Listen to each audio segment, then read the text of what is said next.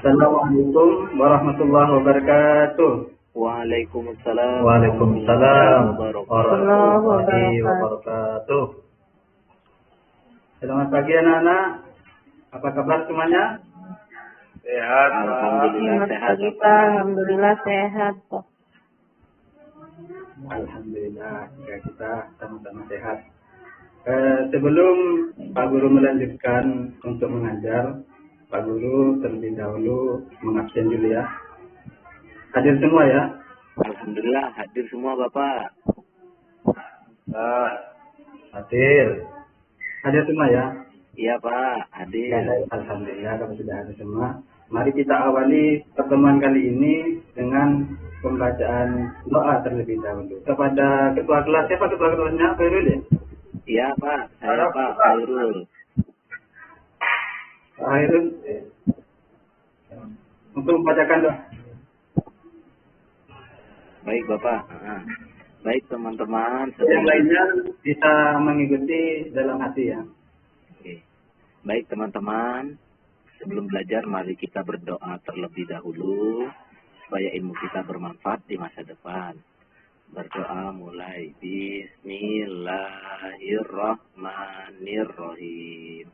Raditu billahi robba wa bil islami dina wa bi Muhammadin nabiyya wa rasula. Rabbi zidni ilma warzuqni fahma. Amin ya rabbal alamin. Berdoa selesai. Terima kasih kepada ketua kelas. Selanjutnya, sebelum materi dilanjutkan, Pak Guru akan membagi kelas terlebih dahulu, membagi beberapa kelompok. Ada kelompok 1, kelompok 2, dan kelompok 3, serta kelompok 4 dan 5. Baik anak-anak, mari kita lanjutkan pembelajarannya. Pertama-tama kita akan membahas tujuan pembelajaran pada hari ini, yaitu yaitu membaca surat Al-Hujurat ayat 13 dengan tartil. Yang kedua, tujuan pembelajarannya yaitu menerangkan pesan pokok surat Al-Hujurat ayat 13. Dan yang ketiga yaitu yang terakhir nanti bisa menghafal surat Al-Hujurat ayat 13 dengan lancar. Baik anak-anak, sudah dibagi kelompoknya masing-masing? Sudah Pak. Kalau sudah, mari kita dengarkan terlebih dahulu tartil atau pembacaan surat Al-Hujurat. Nah, bisa menyimak, nanti diberikan penjelasan masing-masing ya. Mari simak bersama-sama video berikut ini. Baik Bapak. A'udzu billahi minasy syaithanir rajim. Ya ayyuhan nasu inna khalaqnakum min dzakarin wa untha وجعلناكم شعوبا وقبائل لتعارفوا إن أكرمكم عند الله أتقاكم إن الله عليم خبير.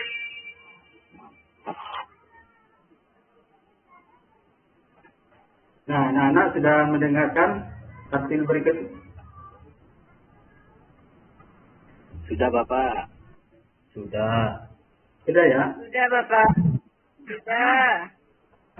Kalau sudah menyimak video berikut itu, mari kita belajar tentang apa ilmu tajwid itu. Ya. Dari kelompok 1, siapa kelompok 1 ya tadi? Saya Pak. Sirul Pak. Coba kelompok 1 jelaskan apa ilmu tajwid itu ya. Ilmu tajwid adalah ilmu yang menjelaskan tentang hukum-hukum kaidah-kaidah yang menjadi landasan wajib ketika membaca Al-Quran. Seperti itu Pak ya?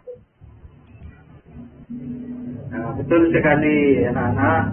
Jadi ilmu tajwid itu adalah merupakan penjelasan atau tata cara bagaimana kita itu mengaji dengan baik, mengaji dengan baik. Kita lanjut ya.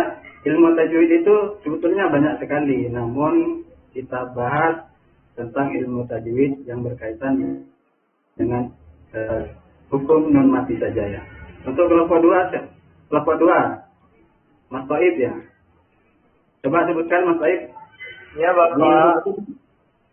Di hukum bacaan non mati itu ada berapa saja? Ada 5 Bapak. Ada idhar khalqi, idgham biuna, idgham bilaguna, ifah hakiki dan ikhlas Pak. Nah, seperti itu ya anak-anak. Jadi hukum bacaan non mati itu terbagi menjadi 5 bagian. Yang pertama yaitu adalah idhar khalqi, yang kedua yaitu idgham biguna, yang ketiga yaitu idgham bilaguna, yang keempat adalah ikhfa hakiki, dan yang terakhir adalah ikhlas. Ada yang belum tahu tentang hukum bacaan non mati ini? Sudah jelas Pak. Sudah jelas ya? Iya Bapak, cukup. Sudah. Ya Pak. Untuk kelompok, saya tanya dulu untuk kelompok 3. Mas Novi. Siap. Novi. Untuk kelompok 3. Iya Bapak. Mas Novi. Hukum bacaan non mati atau tanwin yang disebut dengan idhar khalqi itu bagaimana?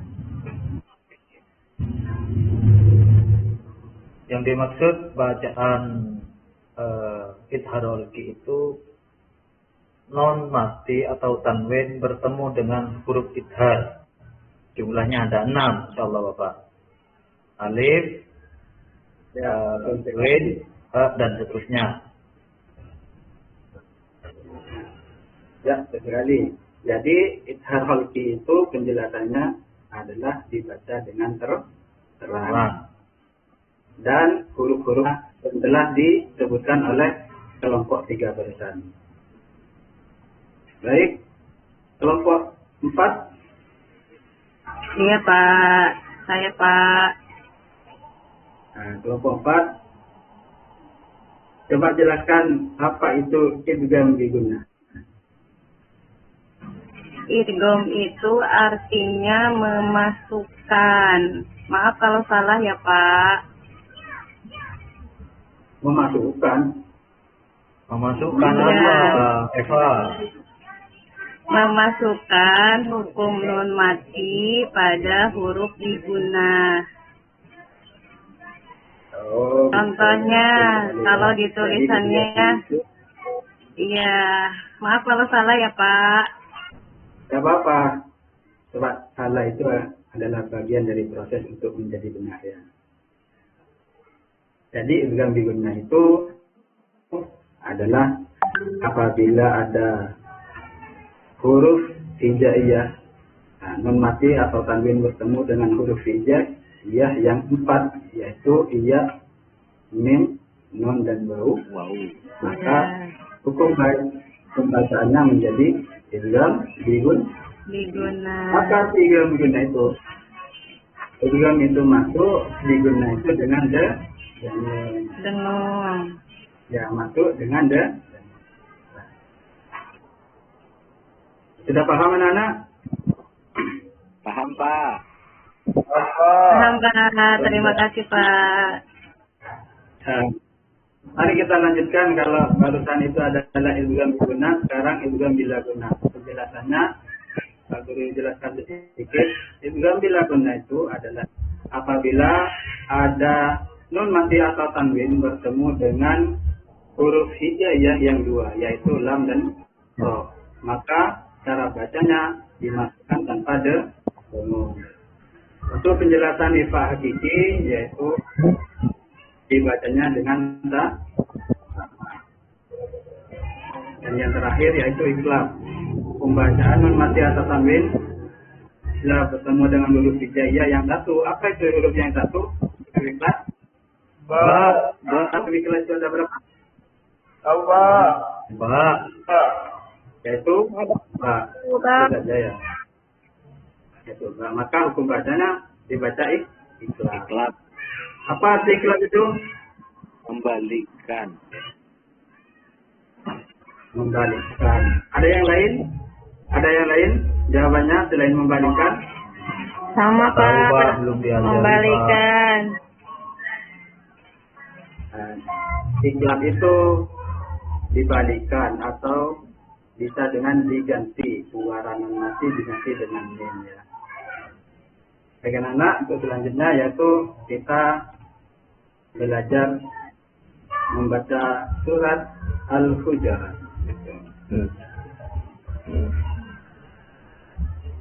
Untuk kelompok pertama, Mas Khairul, Ya Bapak.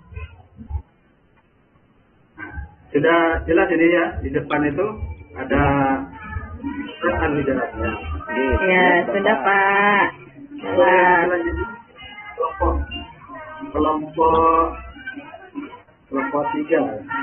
Mas Said, Ya, Bapak. bisa membacakan surat Al-Hujurat? Siapa? أعوذ بالله من الشيطان الرجيم بسم الله الرحمن الرحيم يا أيها الناس إنا خلقناكم من ذكر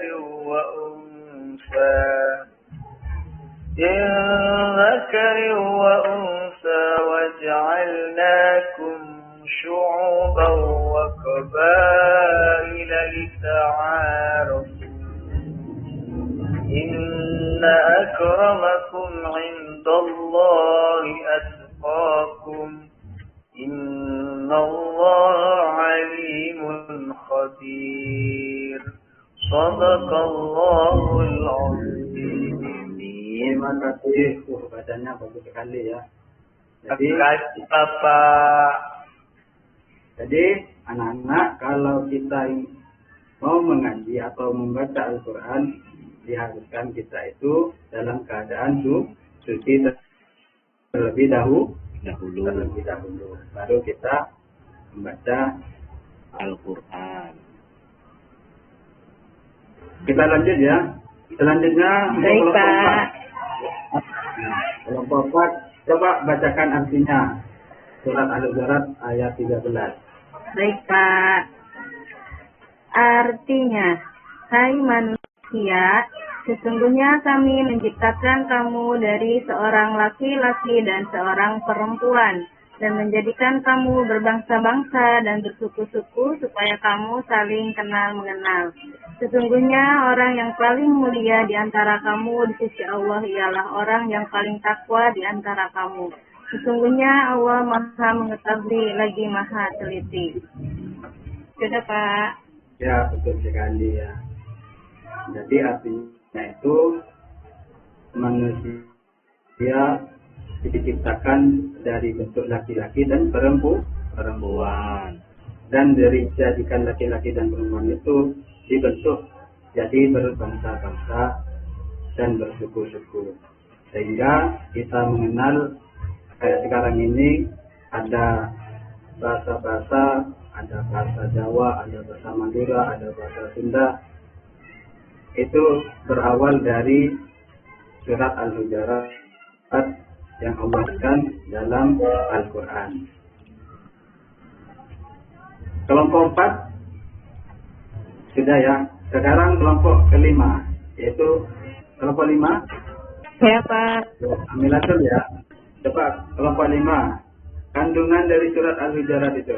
Kandungan surat Al-Hujurat ayat 13 adalah Ayat ini mengajarkan pentingnya persaudaraan dan kesetaraan di dalam Islam. Allah menciptakan kita dengan berbagai suku dan bangsa agar saling mengenal dan bekerja sama. Kita harus menghormati satu sama lain dan menjauhi prasangka buruk.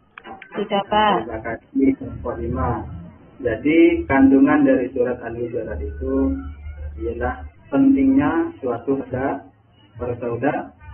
persaudaraan dan kesetaraan dalam Islam. Jadi seluruh umat Islam itu yang ada di dunia ini merupakan saudara. Saudara siapa? Seiman, seislam. Saudara sebagai makhluk ciptaan Allah. Juga saudara sebagai ciptaan Allah Subhanahu wa Ta'ala. Ketua 1. Untuk yang kelompok 1, pesan kesederhanaan itu coba sebutkan. Baik, Bapak. Pesan kesederhanaan dari surat Al-Hujurat itu apa? Oke. Pesan yang kami dapat dalam kesederhanaan dalam surat Al-Hujurat, surah ini juga mengajarkan pentingnya hidup sederhana dan tidak berlebihan. Kita harus menjauhi sikap sombong dan memperlakukan semua orang dengan adil dan baik. Kebahagiaan sejati terletak pada keikhlasan dan kesederhanaan. Seperti itu, Pak. Terima kasih. Jadi pesan-pesan yang ada di dalam surat Al-Hujurat itu yang pertama adalah pesan kesederhanaan. Ya, sederhana dalam hal apa saja. Sederhana dalam bertindak, sederhana dalam berbicara, juga sederhana dalam berperilaku. Lanjut, Pak. Lanjut. Ya. Untuk kelompok 2, Mas Novi, kelompok 2. Dalam Quran surat Al-Hujurat itu ada pesan-pesan juga, kandungan, itu kesabaran dan pengendalian. Coba bagaimana yang disebut pengendalian diri?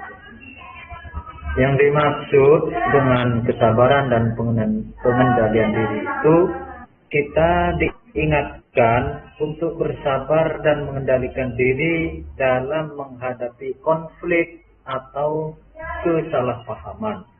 Kita harus mengutamakan dialog yang baik dan menjaga ucapan serta sikap kita. Seperti itu, Bapak. Terima kasih kelompok 3 ya. Jadi pesan-pesan dalam surat Al-Hujurat itu adalah kesabaran dan pengendalian diri. Kita hidup di dunia itu tidak lepas dari yang namanya masalah, tidak lepas yang dari namanya konflik. Setiap diri kita itu pasti punya masalah dan konflik. Paham ya, Nana ya? Paham, Pak. Kita itu mempunyai masalah dan konflik pada diri kita sendiri. Namun, Iya. surat Al-Hujurat ini kita diajarkan untuk bisa bersabar dan mengendalikan Mengendalikan diri. Kandungan yang selanjutnya, kandungan surat Al-Hujurat. Untuk kelompoknya Mas Taib. Ada berapa kandungan, Pak? Ya, Bapak. Ini. Nah, itu sebetulnya banyak ya, pesan-pesan yang tersirat. Cuma yang Pak Guru bisa simpulkan ada beberapa saja. Coba, Ya, Pak. Ini adalah kandungan yang selanjutnya dari pesan surat Al-Hujurat. Surah ini mengajarkan agar kita saling menghormati privasi orang lain, tidak dalam mencampur urusan orang lain, atau mempermainkan mereka, menghargai mereka, dan kebaikan mereka. Begitu, Pak. Ya, terima kasih. Jadi pesan yang selanjutnya atau kandungan dari surat Al-Hujurat ayat 13 itu yaitu menghargai privasi orang lain. Setiap orang itu pasti mempunyai privasi yang tidak ingin dibuka untuk orang lain. Maka seandainya kita itu tahu tentang diri seseorang atau privasi orang lain agar tidak menyebar luaskan. Paham, anak? Paham Bapak? Paham Pak, jelas Pak, terima kasih. Ya, apalagi sekarang itu ada undang-undang ITE. Kalau kita menyebarkan privasi orang lain, maka akan kena pasal dan bisa dijerat dengan hukuman. Oleh karena itu, privasi orang lain yang tidak ingin disebarluaskan, maka kita juga harus menjaga. Nah, dan yang terakhir kelompok 5. 4 Pak. Iya Pak dulu. Saya Pak kelompok 4. Kelompok 4. Kelompok 4 dulu. Ya Pak. Ada beberapa hal yang perlu kita perhatikan dari beberapa kandungan surat Al-Hujurat itu. Coba kelompok 4 itu kemukakan rangkumannya dari beberapa kandungan dari surat Al-Hujurat tersebut. Baik Pak, dari pembelajaran yang tadi sudah dilaksanakan, ada beberapa kesimpulan atau rangkuman yang bisa saya rangkum Pak, yaitu surat Al-Hujurat ini mengajarkan nilai-nilai persaudaraan, kesederhanaan, kesabaran, menghargai privasi, dan menghindari prasangka buruk. Untuk itu, mari kita terapkan ajaran ini dalam kehidupan sehari-hari kita untuk menciptakan harmoni dan kedamaian. Itu kesimpulan dari saya, Pak, dari kelompok 4. Terima kasih kelompok 4. Jadi, Sama-sama, Pak. Jadi rangkuman dari keseluruhan kandungan surat Al-Hujurat ayat 13 ini seperti yang disebutkan oleh kelompok 4 tadi. Mungkin itu saja Nana yang bisa Pak Guru sampaikan hari ini, dan semoga apa yang Pak Guru jelaskan dan dari kelompok-kelompok yang telah mengemukakan pendapatnya bisa dijadikan ilmu yang bermanfaat. Mari kita akhiri kelas ini ya dengan pembacaan doa yang akan dipimpin oleh ketua kelas. Saya Pak, mari teman-teman kita akhiri pelajaran ini dengan bacaan suratul Fatihah. Mudah-mudahan disampaikan Bapak Guru bermanfaat. Fatihah. A'udzu billahi minasy syaithanir rajim. Bismillahirrahmanirrahim. Alhamdulillahi rabbil alamin. Ar-Rahmanir Rahim. Malik yaumiddin. Iyyaka na'budu wa iyyaka nasta'in. Ihdinas siratal mustaqim. Siratal ladzina an'amta 'alaihim ghairil maghdubi 'alaihim waladdallin. Amin. Sudah Bapak. Ya, terima kasih. Semoga ilmu yang tadi sudah disampaikan bisa bermanfaat untuk kita semua. Dari Pak Guru, kurang lebihnya, Assalamualaikum warahmatullahi wabarakatuh. Waalaikumsalam warahmatullahi wabarakatuh. Waalaikumsalam warahmatullahi wabarakatuh.